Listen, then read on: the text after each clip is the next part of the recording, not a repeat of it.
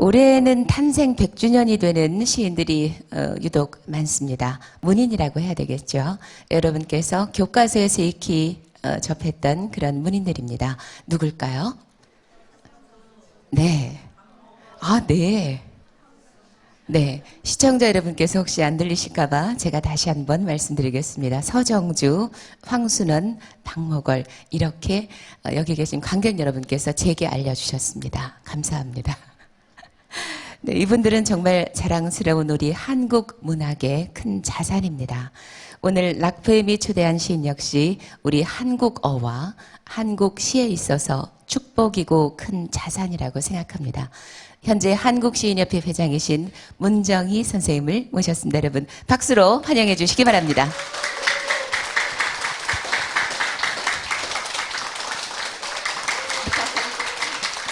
네, 선생님 어서 오십시오. 반갑습니다. 네, 자리하십시오.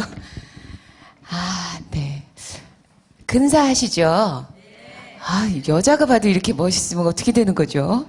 네, 선생님이 시간 맞추시느라 정말 급하게 오셨습니다. 선생님, 저희 락포엠에 이렇게 기꺼이 초대에 응해주셔서 정말 감사하다는 말씀을 드리겠습니다. 박수 한번 주시기 바랍니다. 안녕하세요. 네, 먼저 선생님들께서 다 아시겠죠. 문정희 선생님이 얼마나 대한민국의 큰 자산이고 축복인지 제가 좀 전에도 말씀드렸지만 간략하게 프로필을 좀 소개해 드리겠습니다. 네, 선생님 하겠습니다. 네, 1969년 월간 문학의 시 불면으로 등단을 하셨습니다. 제7회 스웨덴 시카다상, 제28회 한국예술평론가협의회 올해의 최우수 예술가상, 문학부문상입니다. 나지나만상이네요. 네, 선생님. 나지나만상 문학상 상이 너무 많으셔서 네, 제16회 정지용 문학상, 제14회 동국문학상, 현대문학상, 서울시 문학상, 육사시 문학상 등을 수상하셨습니다. 와우, 박수 한번 치고 가야죠. 감사합니다. 해마다 타신 것 같습니다. 이렇게 되면. 저는 상복이 그렇게 많지 않습니다. 지금 여기 46년이거든요. 등단한 지가. 네, 네. 그러니까 한국에 상이 참 많아요. 그런데 저는 제가 상을 받을 해는 이 상이 굉장히 공정하고 잘 돌아왔다고 생각을 하고 저를 비켜가는 상에 대해서는 네. 정실에 의해서 네. 상이 수여된다고 늘 생각하고 있습니다.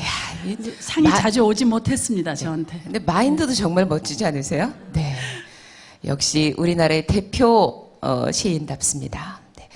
일단 저희 그 문학 콘서트 락포엠을 사실은 토마토 TV가 선생님 아시겠지만 증권 경제 전문 채널이거든요. 그러다 보니까 사실은 문학 콘서트를 이렇게 한다는 게 크게 마음먹지 않으면 어렵습니다.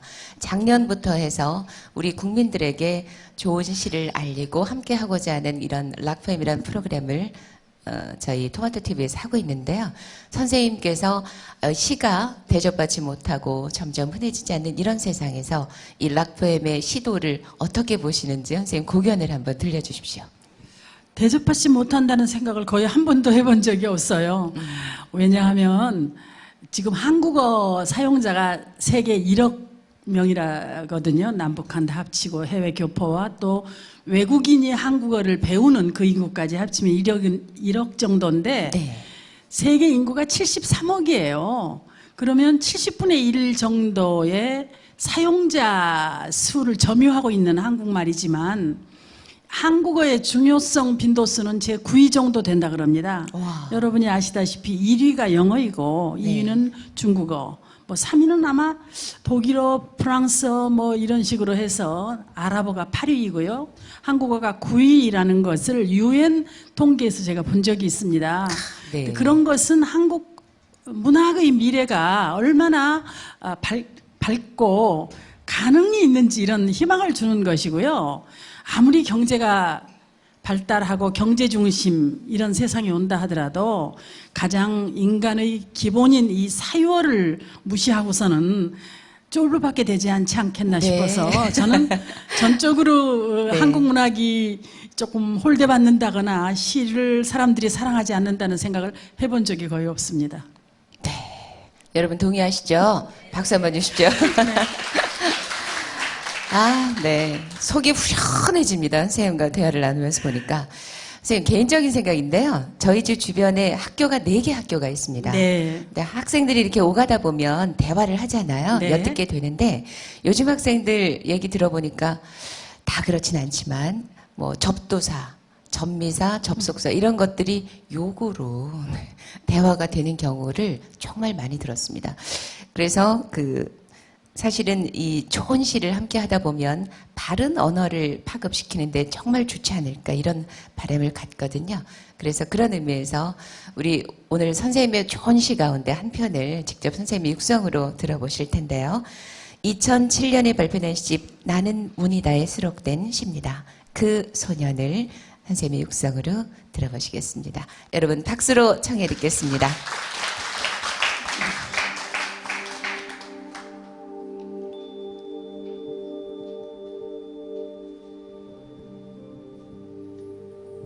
그 소년. 터미널에서 겨우 잡아탄 택시는 더러웠다. 삼성동 가자는 말을 듣고도 기사는 쉽게 방향을 잡지 않더니 불붙은 담배를 창밖으로 휙 던지며 덤빌 듯이 거칠게 엑셀을 밟았다. 그리고 혼잣말처럼 욕을 하기 시작했다. 삼성동에서 생선탕집을 하다가 집세가 2배로 올라 결국 파산하고 말았다 했다. 적의뿐인 그에게 삼성동까지 목숨을 내맡긴 나는 우선 그의 사투리에 묻은 고향에다 안간힘처럼 요즘 말로 코드를 맞춰보았다. 그쪽이 고향인 사람과 사귄 적이 있다고 했다. 그러고는 속으로 이 시를 시대 풍자로 끌고 갈까 그냥 서정시로 갈까 망설이는 순간 그에게서 믿을 수 없는 한 소년이 튀어나왔다.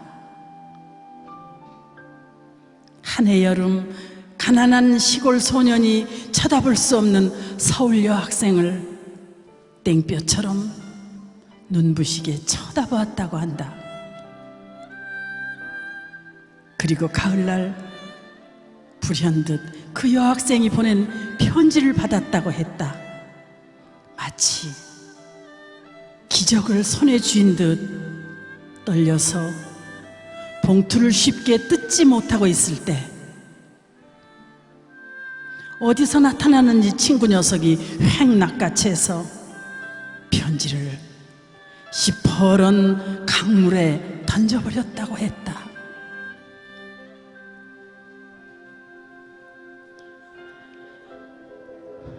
그는 지금도 밤이 되면 흐르는 불빛 속을 가면서 그때 그 편지가 떠내려가던 시퍼런 급류 앞에서 속으로 통곡하는 소년을 본다고 했다.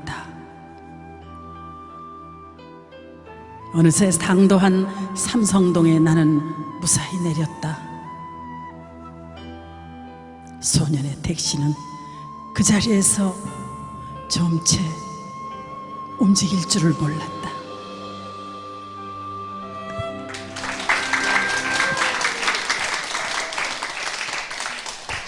아, 네. 낭독도 잘하세요, 선생님께서는. 네. 가을이어서 우리의 감성이나 정서를 좀 이렇게 아련하게 솟구쳐주는 그런 시를 고를 수도 있지만 시라는 것을 너무나 아름다움, 그러니까 우리의 그 감상적 아름다움에 의존하고 그런 것의 위로의 역할로 자꾸 만드는 것은 진정한 시에 그 접근하는 것을 좀 방해하는 역할도 되지 않을까 싶어서 약간은 이 시 속에는 의미도 들어있고 주제도 있고 시대도 있고 어떤 인간에 대한 투시, 우리 사회가 겪어왔던 상처 네. 이런 것이 좀 들어있는 시를 골랐습니다. 여러분 어땠는지 모르겠어요. 네. 저는 그 소년 들으면서 야 역시 시는 언어의 예술이라는 게 맞구나 이런 생각 들었습니다. 정말 좋은 시입니다, 선생님. 네, 네. 감사합니다. 네. 그 아까도 말씀드렸지만 그 통계에 의하면요. 학생들이 욕을 하는 빈도가 통계에 의하면 75초에 한 번씩 욕설을 뱉는다고 합니다. 그런 의미에서 보면 정말 이 좋은 시가 많은 사람들한테 읽혀지면서 바른 언어를 정착하는 데 큰 도움이 됐으면 좋겠다. 특히 문정현 선생님의 좋은 시와 더불어서 말이죠. 여러분 동의하시면 박수 한번 주십시오. 네, 그 선생님의 시 산문집 중에 살아 있다는 것은이라는 산문집이 있습니다. 그 제가 메모를 좀 해왔습니다, 선생님. 너무나 좋은 문구가 있어서 선생님께 꼭 들려드리고 말씀을 좀 듣고 싶어서요. 젊은 날부터 나는 살아있다는 것은 순간을 파도치는 것이라고 생각했습니다. 순간을 놓치는 것은 영원을 놓치는 것이라고 생각했습니다. 그리하여 매 순간을 뜨겁게 치열하게 타오르곤 했습니다. 나는 오직 시인이고 싶었습니다. 시의 호흡에 방해가 될까봐 최근에는 산문도 가능하면 피해왔습니다. 시라는 모국어로 나 자신을 혁명하고 싶었던 것입니다. 멋지지 않습니까? 네, 저 이걸 보면서요, 이 선생님의 치열한 고민을 직접 정말 듣고 싶다 이 생각 들었습니다. 네, 들려주십시오. 근데 여러분 지금 제가 오늘 뭐 이렇게 좀 패션이 젊잖아요. 그죠? 제 나이 얘기를 사실 하고 싶지가 않는데 가을에는 또 나이가 떠오르는 계절이에요. 그래서 우리가 보통 생각했던 우리 세대의 모습, 할머니의 모습 이런 거는 아니잖아요. 그런데 그런 것들이 무슨 상관이겠습니까? 어제는 지나갔고 내일은 알 수 없어요. 오늘을 살아야 되잖아요. 그래서 오늘 최선을 다해서 내가 꽃피고 싶고 오늘 최선을 다해서 내가 이런 감정으로 나를 표현하고 싶은 옷, 이보다 훨씬 더 비싸고 좋은 옷도 많았는데 오늘은 이거였거든요. 그래서 잘 어울리십니다. 네, 이렇게 왔고 네. 문학도 그렇습니다. 저는 어린 시절부터 이제 시를 쓰고 소설을 워낙 썼고 희곡도 썼지만 미당 서정주 선생님 문화에 들어가면서 자연스럽게 시에 주력하는 사람이 되고 말았는데 네.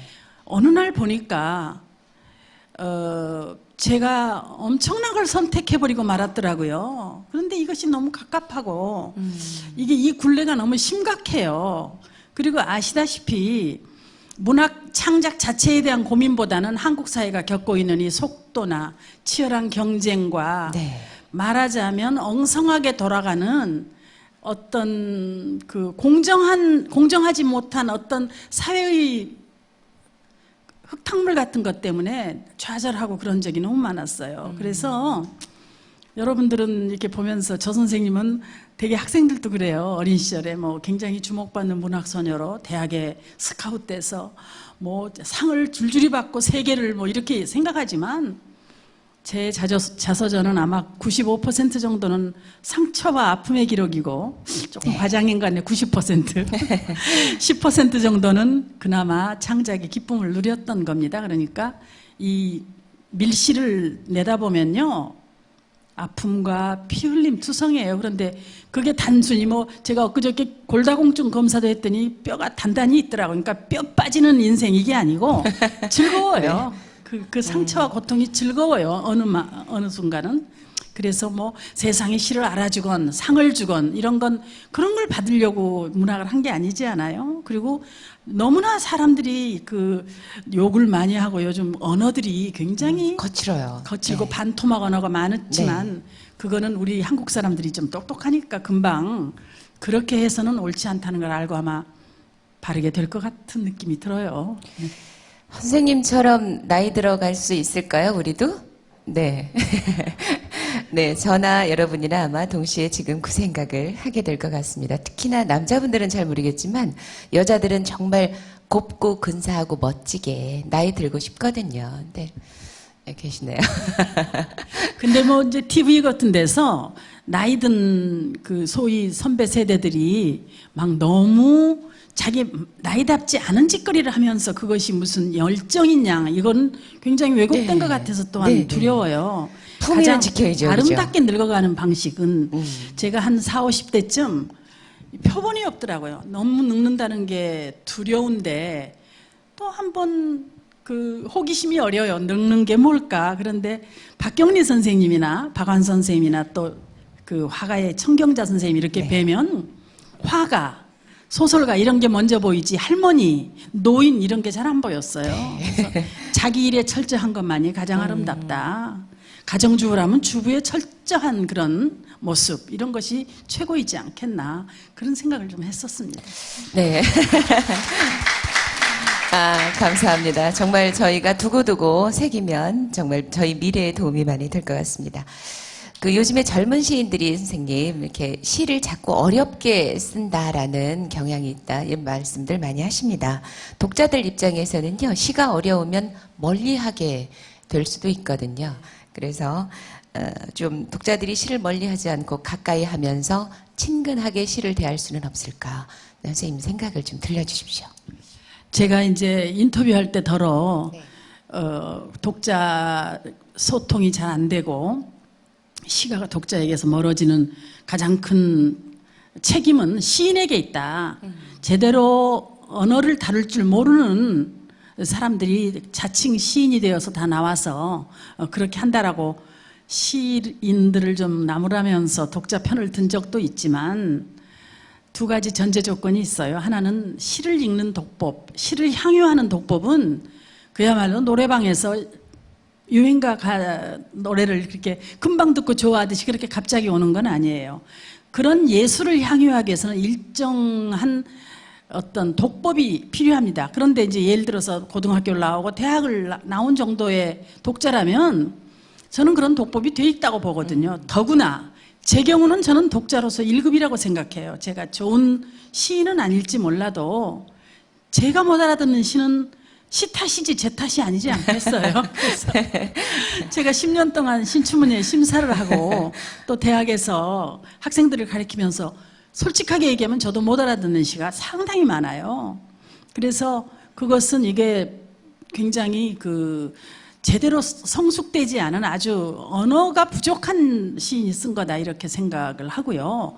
또 하나는 이런 것도 있어요. 모든 예술은 새로워야 돼요. 우리가 김소월이나 오늘 미당 선생님 얘기도 했지만 미당이나 모골이나 지용이 좋다 해서 늘 그것만 좋아할 수는 없잖아요. 시대도 바뀌고 언어도 바뀌고 감각도 삶도 바뀌었으면 그 시대 감각에 맞는 새로운 예술을 받아들일 수 있는 그런 감각으로 자기도 같이 자라나는 게 그게 좋을 것 같아요. 그래서 요즘 시가 어려운 것은 시인들 특히 반성해야 되고 과감히 내가 못 알아듣는 이 시는 이 시가 엉터리야라고 얘기할 수 있는 권리를 확보하셔야 합니다. 네. 정말 독자들은 언제라도 책을 덮을 준비가 돼 있거든요. 네, 오늘 선생님 말씀 정말 잘 들었습니다. 오늘 문단의 거목이신 시인협회 회장이시고, 네, 문정인 선생님 모시고 여러분과 귀한 말씀 나눠봤습니다. 앞으로도 정말 오늘 같은 모습으로 선생님, 우리 후학들에게 좋은 귀한 가르침 계속해서 주실 수 있기를 바랍니다. 선생님 나와주셔서 감사드립니다. 여러분 고맙습니다. 네.